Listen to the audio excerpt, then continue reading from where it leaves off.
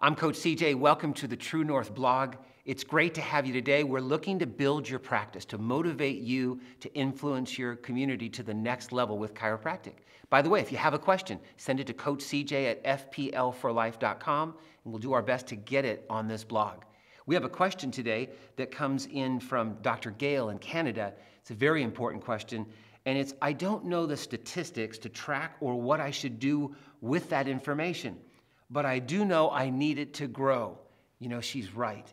And I can tell you that so many chiropractors don't really understand what they should be tracking and what they need to do with the results they get. So let's take a moment and really talk about what is it that you should be tracking in your practice. First is you've got to know what your services are. You've got to know what's the total number of services that were rendered, whether you write it off or not during the month. The second is that you need to know what your collections are. And your collections should always be based on what's collectible, which is called net adjustments, net services, if you will. And so collections is the second. The third that we need to know is what are your total number of adjustments for the month.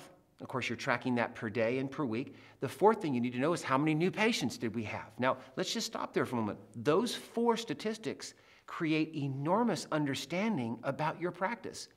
In fact, when you start to understand about your patient visits divided by your new patients, that tells you what your retention is. That's huge. When you take the total number of patient visits and divide it by your collections, that tells you what your adjustment fee is per adjustment. So those four help us understand some of the more important reflections of the performance of your practice. So those are the first four. This is the lucky 10, if you will. So what else do we need to know? Your percentage of missed visits.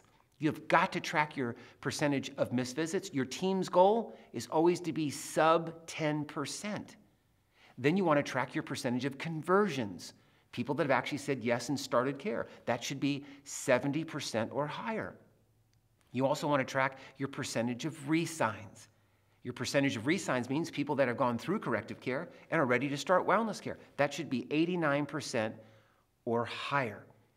And then finally, the last three is the number of people to your workshops, which is just simply tracking both guests, people that are coming for the first time, and returning patients.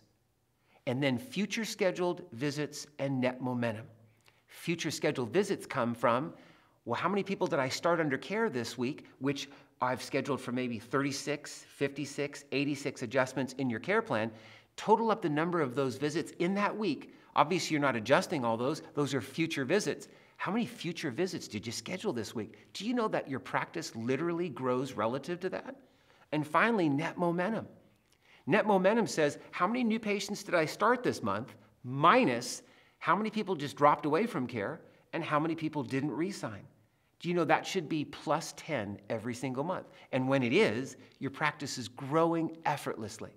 Do you know when you start to know a little bit more about what you should be tracking and what are the benchmarks that should be there, your team starts to get a sense of certainty. They start to sense, wow, look at the confidence that we're building in this area. Or that statistic is telling us we need to train a little bit more here. We need a better understanding here or a better system because our results aren't coming out properly.